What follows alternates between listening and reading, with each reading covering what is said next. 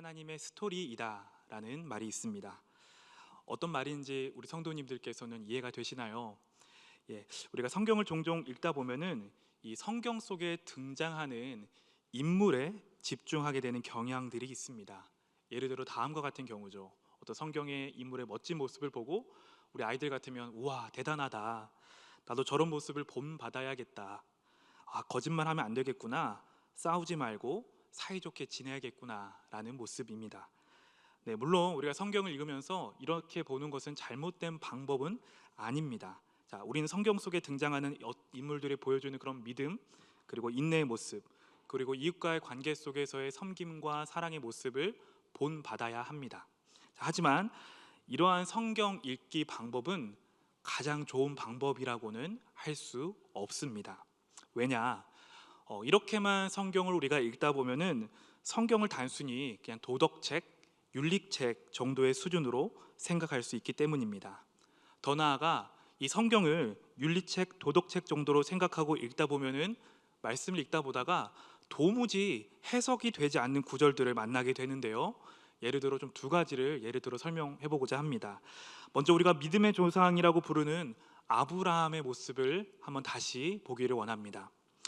성경은 이 아브라함의 믿음이 항상 좋았던 모습만을 그리고 있지는 않습니다. 그는 자신의 아내 사라를 무려 2번씩이나 누이라고 속입니다. 왜 그랬나요? 자기 아내 사라가 너무 아름다웠던 나머지 바로의 왕, 또 아비멜렉 왕으로부터 자기 목숨을 부지하기 위해서 거짓말을 했습니다. 여러분, 과연 이것이 믿음의 조상이라는 타이틀을 가지고 있는 사람으로서 할 만한 행동일까요? 또 이어서 다윗도 있습니다. 여러분, 다윗이 어떤 사람입니까? 구약의 가장 위대한 왕인 중에 하나입니다. 다윗이 항상 믿음이 좋았던 모습만을 그런데 성경은 그리고 있지 않더라는 것입니다. 여러분이 잘 아는 사건, 다윗은 그의 부하 우리아의 아내 밧세바를 범하는 그런 죄를 하나님 앞에 범하게 됩니다. 이처럼 만약 성경을 우리가 위인전 읽듯이 읽게 된다면은 우리는 방금과 같은 도무지 이해할 수 없는, 아무리 성경을 읽어도 해석이 되지 않는 그런 난관에 봉착하게 된다라는 거죠. 그렇다면 성도님들께서 잘 알다시피 성경이 어떤 책인가요?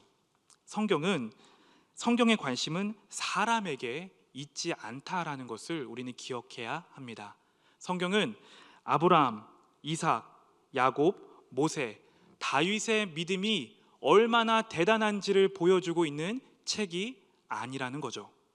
창세로부터 지금까지 성경의 관심은 줄곧 하나님께로 향하고 있다는 것을 우리는 기억해야 합니다.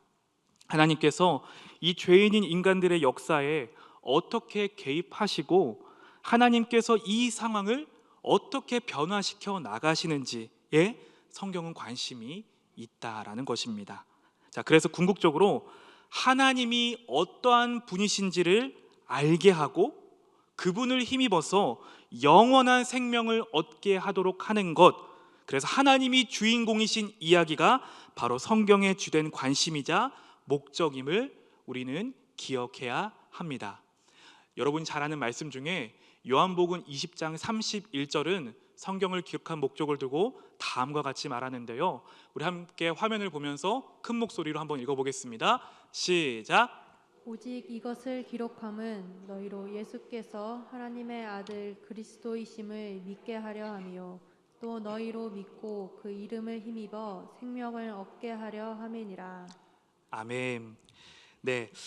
그렇다면 오늘 우리가 함께 읽었던 창세기 27장과 28장에 등장하고 있는, 우리가 주일에도 살펴봤지만 이 이삭의 가정사도 바로 이러한 관점에서 바라보기를 원합니다. 어떤 인물의 위인전, 교훈을 찾는 것보다 하나님께서 이 이야기를 통해서 우리에게 무엇을 말씀하기를 원하시는지 여기에 우리가 좀 주목해서 보기를 원한다는 말씀이죠. 지난 주일에 담임 목사님께서 이 이삭의 가정을 두고 다음과 같이 평가하셨는데요. 혹시 기억하시는 성도님들 계시나요? 콩가루 집안이다라는 평가를 내리셨습니다. 실제로 찾아보니까요, 기독교 상담 분야에서 이 이삭의 가정 그리고 이어지는 야곱의 가정을 두고 엮이는 가정의 대표적인 예로 이렇게 많이 예로 들더라고요. 자, 아버지의 역할을 제대로 못했던 가정이었고, 어머니는 어머니대로, 자녀들은 자녀대로 서로 속이고 미워하는 그런 역기능적인 가정이 바로 이 이삭의 가정이었다라는 겁니다. 자, 다시 한 번 더 이 이삭의 가정에 대해 우리가 말씀을 살펴보면서 우리에게 주시는 하나님의 메시지가 무엇인지를 한번 찾아보는 시간 되기를 원합니다. 먼저 이삭의 삶을 다시 한번 살펴보겠습니다. 여러분 잘 아시는 대로 이삭은 아브라함이 100세 때 기적적으로 얻은 약속의 아들입니다. 어디 그뿐입니까? 그는 모리아산에서 이제 번제로 제물로 바쳐졌습니다. 하나님의 뜻에 철저히 순종하여 제물로 바쳐질 뻔했던, 철저하게 아버지로부터 신앙의 훈련을 받았던 인물이 바로 이삭입니다. 아내를 맞이할 때 그의 모습을 한번 보시기 바랍니다. 창세기 24장 63절은 그가 리브가를 맞이했을 때 이렇게 맞이했다라고 말하는데요, 한번 같이 읽어보겠습니다. 시작. 이삭이 저물 때에 들에 나가 묵상하다가 눈을 들어 보매 낙타들이 오는지라. 아멘. 이삭은 아내를 맞이하는 그 가장 중요한 순간에도 기도했던 기도의 사람이었습니다. 창세기 26장에서 보여지는 이삭은 어떤가요? 우리가 몇 주 전에 살펴본 대로 그는 비록 아내 리브가를 누이라고 하는 실수를 저질렀지만, 그럼에도 그가 가는 곳마다 우물들이 터지게 되고 또 우물들을 양보하면서 이제 하나님께서 함께 하심을, 하나님을 몰랐던 이방의 왕조차 알 정도로 하나님의 은혜가 날마다 함께 했던 인물이 바로 이삭이었습니다.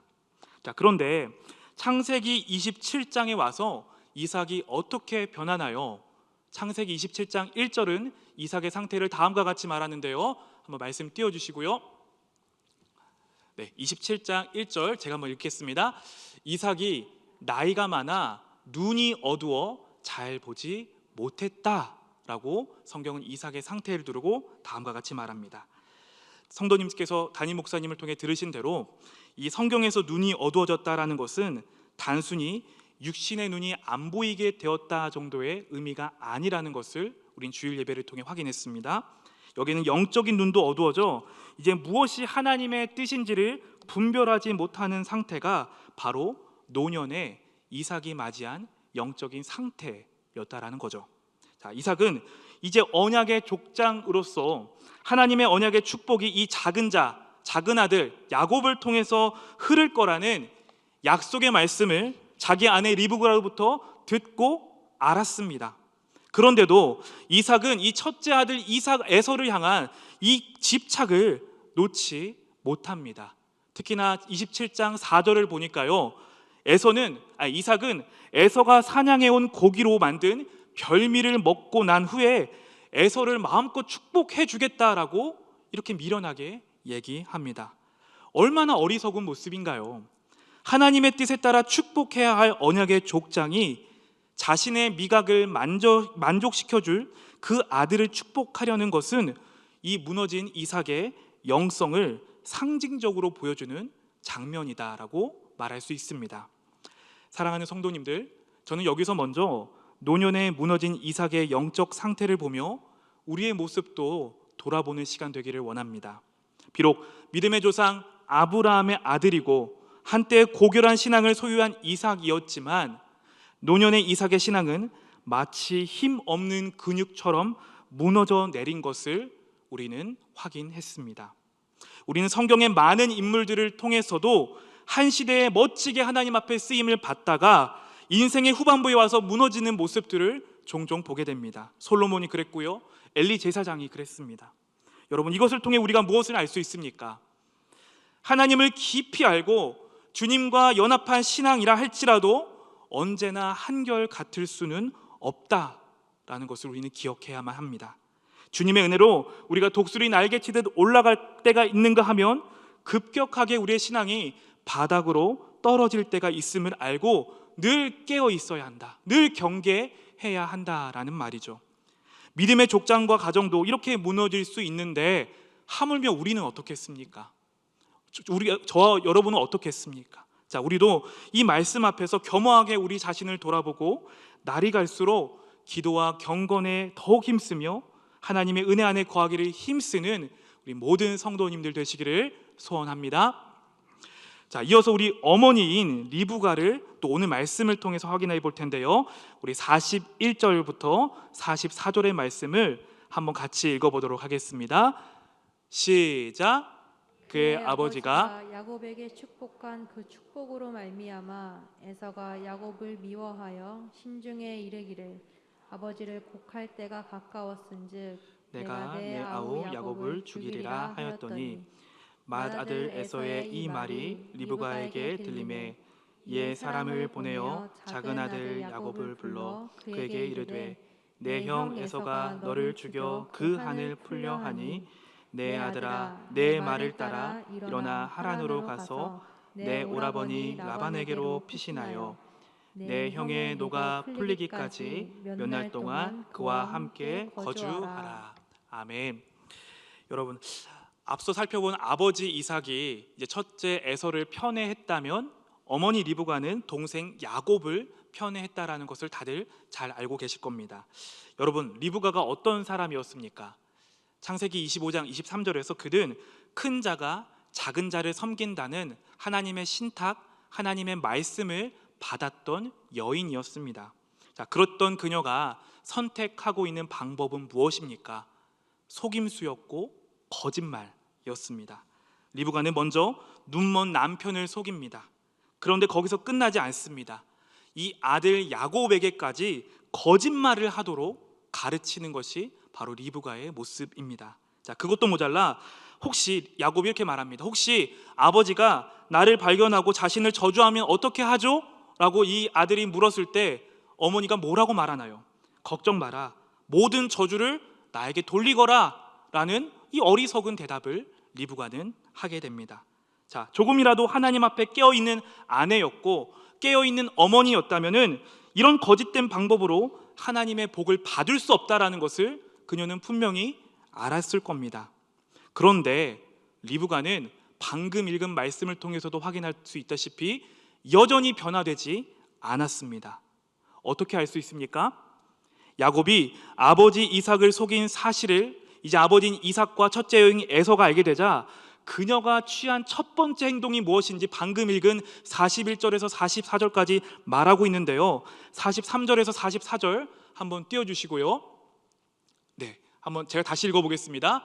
내 아들아, 내 말을 따라 일어나 하란으로 가서 내 오라버니 라반에게로 피신하여, 이어진 44절, 내 형의 노가 풀리기까지 몇 날 동안 그와 함께 거주하라 라고 리브가가 야곱에게 말합니다. 자, 리브가는요 여전히 하나님의 계획과 약속보다 거기에 앞서서 자신의 얄팍한 인간적인 계획을 야곱에게 가르치고 있다라는 겁니다. 내 말을 따라, 하나님의 말이 아니라 내 말을 따라 일어나서 내 오라버니에게 가서 거기 몇 날 동안 거주하라 라고 리브가는 야곱에게 말합니다. 자, 여기에 담긴 리브가의 계산이 무엇이었나요? 그녀는 당장 지금 이 첫째 형 에서로부터 위기를 벗어나면은, 그리고 외삼촌 라반의 집에 가게 되면은 몇 날 동안 있다가 다시 야곱이 돌아오면 야곱이 하나님께서 약속하신 그 복을 받을 수 있다라고 착각했던 것입니다. 자, 그러나 그 이후에 이어지는 이야기를 통해서 여러분이 너무나 잘 알다시피 리브가의 계획대로 일이 이루어집니까? 몇 날 동안 헤어집니까? 아닙니다. 이 몇 날이 며칠이 되냐? 무려 20년이나 걸립니다. 야곱은 무려 20년 동안 외삼촌 라반의 집에 머물게 됩니다. 그냥 머무는 정도가 아니었죠. 잘 아시다시피 엄청난 수고와 엄청난 마음고생을 하면서 외삼촌 라반의 집에 머물게 됩니다. 결국 어머니 리브가는요 몇 날 동안, 내 생각에 몇 날 동안 헤어질 것이다 라고 생각했지만 그렇게 계산하고 떠나버렸던 아들을 끝내 다시 보지 못하고 죽음을 맞이하게 된다라는 것을 이어지는 말씀을 통해서 우리는 확인할 수 있습니다. 여러분, 첫째 형 에서의 삶은 어떻습니까? 그는 그냥 한마디로 한 줄로 정리할 수 있는데 하나님의 뜻에는 관심도 없었고 그저 물질적인 복에 눈이 어두웠던 인물로 정리할 수 있습니다. 잘 알다시피 팥죽 한 그릇에 장자권을 팔아버렸고요, 이방 여인과 결혼하며 하나님의 약속을 이어가는 데는 전혀 관심이 없었던 육신적인 인물이 바로 에서였습니다. 마지막으로 야곱의 삶을 살펴보기를 원합니다. 야곱은 그의 이름의 뜻과 같이 속이는 자의 인생을 살았습니다. 그는 목적을 위해서 수단을 정당화했던 인물이었습니다. 특별히 이러한 모습은 아버지 이삭으로부터 복을 얻어내기 위해 3번씩이나 거짓말을 하는 모습으로 드러나게 되는데요. 창세기 27장 19절을 한번 같이 보실까요? 27장 성경책 한번 넘겨주셔서 27장 19절을 보시면은 이렇게 야곱이 거짓말을 합니다. 제가 한번 읽을 테니데 잘 보세요. 야곱이 아버지에게 대답하되 나는 아버지의 맏아들 에서로 소이다. 아버지께서 내게 명하신 대로 내가 하였사오니 원하건대 일어나 앉아서 내가 사냥한 고기를 잡수시고 아버지 마음껏 내게 축복하소서라고 말합니다. 그는 3가지로 거짓말합니다. 첫 번째, 자신을 아빠 앞에서 에서 형이라고 속입니다. 거짓말합니다. 두 번째, 그리고 아버지가 자신에게 명한 대로 사냥해서 음식을 만들었다라고 거짓말합니다. 사실 자기가 사냥한 게 아니죠. 우리에서 잡아와서 어머니께서 요리해 주신 것이죠. 그리고 마지막으로 거짓말 어떻게 하냐? 20절 말씀인데 20절 말씀 한번 성경책을 통해서 한번 같이 읽어보도록 하겠습니다. 시작. 이삭이 그의 아들에게 이르되 내 아들아 내가 어떻게 이같이 속히 잡았느냐? 그가 이르되 아버지의 하나님 여호와께서 나로 순조롭게 만나게 하셨음이니이다. 아멘. 뭐라고 거짓말합니까? 이제 하다 못해서 아버지 하나님의 이름, 하나님의 이름을 들먹이면서 그는 거짓말을 하게 됩니다. 여러분, 야곱은요 아버지만을 두려워하지 않았던 것이 아니라 하나님도 두려워하지 않았습니다. 유대인들에게 있어서 하나님의 이름을 망령되이 일컫는 것은 심각한 죄입니다. 그런데 야곱은 자신의 이 거짓말을 합리화하기 위해서 하나님의 이름을 망령되이 여기는 죄를 저지르면서까지도 자신의 거짓을 완벽하게 합리화하려고 시도했던 인물이었다는 것을 확인할 수 있습니다. 여러분, 결과적으로 이후에 펼쳐지는 야곱의 삶이 어떻게 전개되어 나갑니까? 그는 비록 온갖 거짓말과 술수로, 속임수로 축복을 얻어냅니다. 하지만 그 축복을 누리지 못하며 살아가게 됩니다. 야곱은 아버지를 속이고 형을 속인 그 대가로 그때부터 이 야곱의 가정 안에 평안이 산산조각 나게 됩니다. 야곱은 인간적인 방법으로 아버지의 축복을 이어받는 데는 성공했지만 아버지의 수많은 재산을 단 하나도 누리지 못하는 그런 비참한 인생을 살아가게 됩니다. 결국 야곱은 이 지팡이 하나만 달랑 들고 밧담 아람이라는 하란이라는 먼 길을 떠나는 나그네 인생을 살아가게 되죠. 그 이후로 무려 20년이라는 세월 동안 이 형 에서를 피해서 숨어 다니며 도망자의 삶을 살며 헤어진 가족, 특히 이 형 에서를 생각할 때마다 마음의 큰 고통과 근심 가운데 살아야만 했습니다. 여러분, 오죽했으면 이 야곱이 늙어서 창세기 47장에 요셉을 다시 만나러 가는 그 이집트 왕 앞에서 지금까지 살아온 자신의 인생을 두고 어떻게 평가하는 줄 아십니까? 말씀 한번 띄워주세요. 47장 9절 말씀인데 한번 같이 읽어보겠습니다. 시작. 야곱이 바로에게 아뢰되 내 나그네 길의 세월이 130년이니이다. 내 나이가 얼마 못되니 우리 조상의 나그네 길의 연조에 미치지 못하나 험악한 세월을 보내었나이다 하고. 아멘. 이집트 왕 바로 앞에서 야곱이 자신의 삶을 돌이켜보며 뭐라고 말하고 있습니까? 험악한 세월을 보냈다라고 말합니다. 여기서 말하는 험악한 세월이란 악한 세월이다, 재앙과 같은 날이었다, 가치가 없는 날이었다라는 의미입니다. 자, 그만큼 야곱은 이 창세기 27장 이후로 아내와의 문제, 자식과의 문제, 외삼촌 라반과의 갈등 등을 겪으며 자기가 고백했던 대로 험악한 세월을 살아가게 됩니다. 왜 야곱이 이 험악한 세월을 살아갔을까요? 그것은 하나님의 약속을 기다리지 못했기 때문입니다. 사실 하나님의 축복은 처음부터 야곱에게로 작정되어 있었습니다. 그런데 야곱과 그의 어머니 리브가는 조급했습니다. 내가 빨리 얻어내보고자 하나님의 약속을 믿음으로 인내하지 못했고 기다리기보다 인간적인 계획과 술수를 도모한 것이지요. 결국 아버지로부터 그 모든 복을 얻은 것처럼 보였지만 정작 하나도 누리지 못하는 험악한 세월을 야곱은 보내게 되었다라고 성경은 말하고 있습니다. 사랑하는 성도님들, 이것은 어쩌면 우리의 신앙 생활에서도 마찬가지가 아닐까 생각해 봅니다. 때로는 하나님의 약속을 기다리는 일, 하나님의 방법대로 행하는 일이 더디게 보이고 되게 미련하게 보이고 바보처럼 보일 때가 있습니다.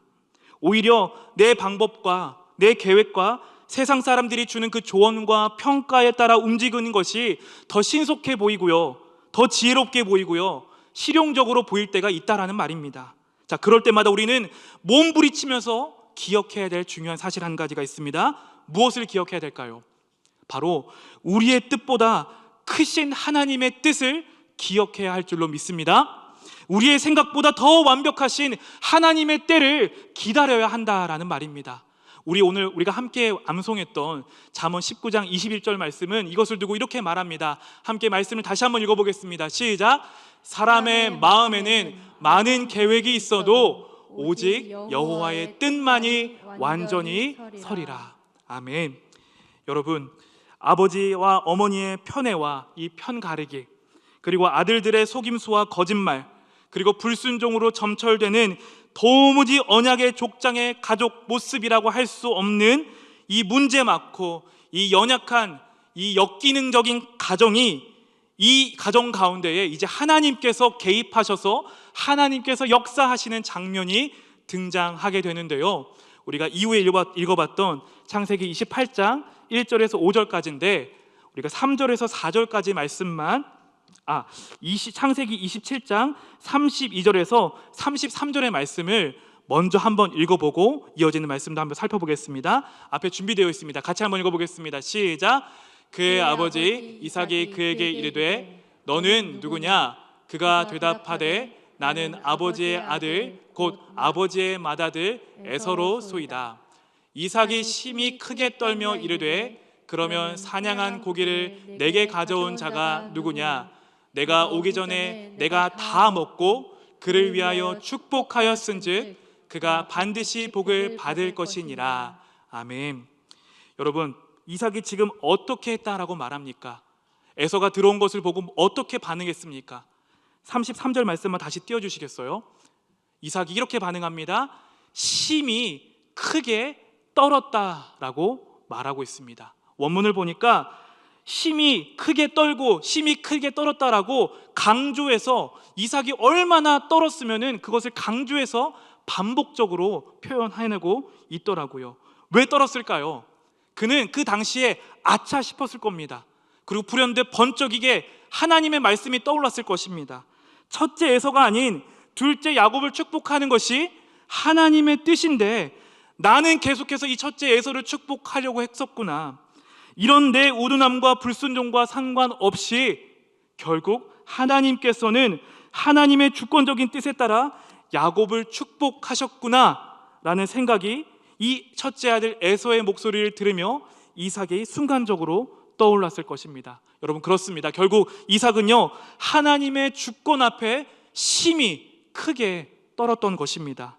여러분, 이것을 어떻게 알 수 있을까요? 이어지는 이삭이 야곱을 향해 축복하는 그 내용이 변화되는 것을 통해 확인할 수 있는데요, 먼저 이삭이 에서를 처음에 축복하고자 했을 때 이렇게 축복합니다. 27장 4절을 보니까 이렇게 말하는데요, 한번 화면을 같이 봐주세요. 제가 한번 읽어보겠습니다. 내가 즐기는 별미를 만들어 내게로 가져와서 먹게 하여 내가 죽기 전에 내 마음껏 내게 축복하게 하라 라고 이삭이 말합니다. 이삭의 축복의 주어가 누구입니까? 나입니다. 내가 마음껏 너를 축복하겠다라고 말하는데요, 오늘 읽었던 28장에서 보면은 이 축복의 주어가 바뀌게 되는 것을 확인할 수 있는데 28장 3절과 4절의 말씀 우리 한번 크게 목소리를 다시 한번 읽어보겠습니다. 시작. 전능하신 하나님이 내게 복을 주시어 내가 생육하고 번성하게 하여 내가 여러 족속을 이루게 하시고 아브라함에게 허락하신 복을 내게 주시되 너와 함께 내 자손에게도 주사 하나님이 아브라함에게 주신 땅 곧 내가 거류하는 땅을 내가 차지하게 하시기를 원하노라. 아멘. 여러분, 방금 읽은 말씀을 보니까 이삭이 축복할 때 주어가 어떻게 변했나요? 전능하신 하나님이라고 그는 고백하고 있습니다. 이삭은 심히 크게 떠는 와중에 깨달았던 것입니다. 무엇을 깨달았습니까? 복을 주는 주체는 내가 아니구나. 복은 전능하신 하나님께서 주시는 것이구나.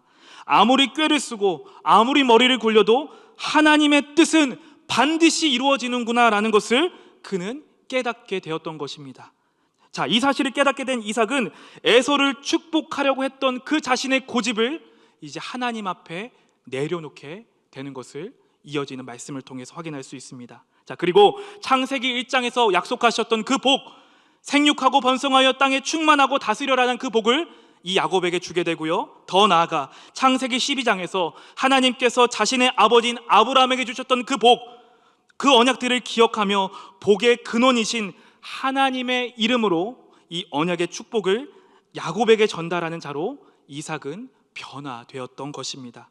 드디어 제 정신을 차리게 되었던 것입니다. 사랑하는 성도님들, 우리는요, 이 이삭의 변화된 고백을 통해서 무엇을 확인할 수 있습니까? 그것은 하나님께서 인간들의 탐욕과 욕망에도 불구하고 하나님은 조금도 거기에 영향을 받지 않으시고 하나님께서 정하시고 하나님께서 계획하신 것을 완벽하게 이루어 나가시는 하나님이시라는 것을 우리는 확인할 수 있습니다. 비록 이삭의 가정 안에는 여러 가지 문제들이 있었습니다. 아버지와 어머니가 아버지답지 못하고 어머니답지 못하고 자녀를 편애하고 형제 부모 간에 서로 속이고 다투고 미워하는 그런 여러 가지 문제들이 난무해 가고 있는 이 상황에서도 하나님의 언약은 조금도 영향을 받지 않으시고 결코 흔들리지 않았다라는 사실입니다.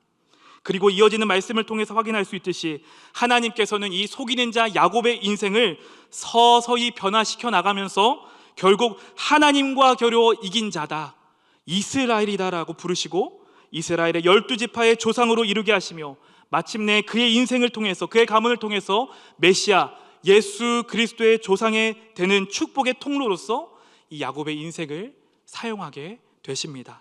사랑하는 성도님들, 우리는 오늘 27장과 27장 이 이삭의 가정 이야기를 통해서 무엇을 기억해야만 할까요? 그것은 먼저 하나님께서 약속하셨지만 하나님의 방법으로 복을 얻지 못할 때에는 반드시 아픈 대가를 지불하게 된다는 것을 우리는 깨달아야 한다는 겁니다. 하나님의 복에 참여하기 위해서는 많은 인내와 기다림이라는 훈련이 동반된다는 사실을 오늘 본문은 우리에게 교훈하고 있습니다. 때로는 야곱과 리브가처럼 사람의 방법과 꾀로 계획하고 움직이는 것이 지혜롭게 보이고 빨라 보이는 순간과 유혹이 우리에게 다가옵니다. 하지만 오히려 그 방법 때문에 가족관계가 산산조각나고 오히려 더 오랜 시간이 낭비될 수 있음을 우리는 기억해야만 합니다. 그러므로 성도된 우리는 끝까지 기다리고 기억해야만 합니다. 무엇을 기다려야 할까요? 우리의 뜻보다 크신 하나님의 뜻을 기억해야만 할 줄로 믿습니다. 우리의 생각보다 더 완벽하신 하나님의 때를 기다리는 성도님들 되시기를 바랍니다. 더 나아가서 그 모든 상황에도 불구하고 신실하게 언약을 이루어 가시는 하나님이 어떠한 분이신지를 기억하시는 성도님들 되시기를 바랍니다. 하나님은 인간의 죄성과 편애와 거짓말과 속임술과 곤모술수라는 이 인간의 연약함에도 불구하고 하나님의 나라와 하나님의 언약은 인간의 속임수와 거짓말 앞에 결코 좌절되지 않으십니다. 하나님께서는 지금도 그분의 주권 아래 신실하게 약속을 이루어가고 계시는 분이신 줄로 여러분 믿으시기를 바랍니다. 신실하신 하나님께서는 이 약탈자였던 야곱의 인생을 하나님만을 의지하는 인생으로 변화시켜 나가셨습니다. 이전까지 야곱의 영광은 물질적인 축복이 있었다면 이제 변화된 야곱의 영광은 복의 근원이신 하나님께 있었다라는 것을 우리는 이어지는 말씀을 통해서도 확인할 수 있습니다. 여러분, 마찬가지입니다. 여전히 우리는 나밖에 모릅니다. 여전히 우리는 하나님의 방법보다 내 방법이 앞설 때가 있고요, 내 계획을 의지하는 이런 여작한 우리의 인생임에도 불구하고 신실하신 하나님께서는 여전히 하나님의 약속 아래서 우리 인생을 하나님만을 의지하는 인생으로 변화시켜 주시는 분이신 줄로 믿습니다. 때론 그 과정이 아프고 힘들 때가 있습니다. 하지만 그럴 때마다 기억하시기를 바랍니다. 하나님의 계획에는 실수가 없으시다. 하나님의 약속은 신실하시다. 하나님께서 선택하신 자는 하나님께서 반드시 완성시켜 나가신다는 사실입니다. 하나님의 신실하심을 의지하는 그 믿음으로 오늘도 하나님을 기쁘시게 해드리는 모든 성도님들 되시기를 우리 주님의 이름으로 간절히 소원합니다.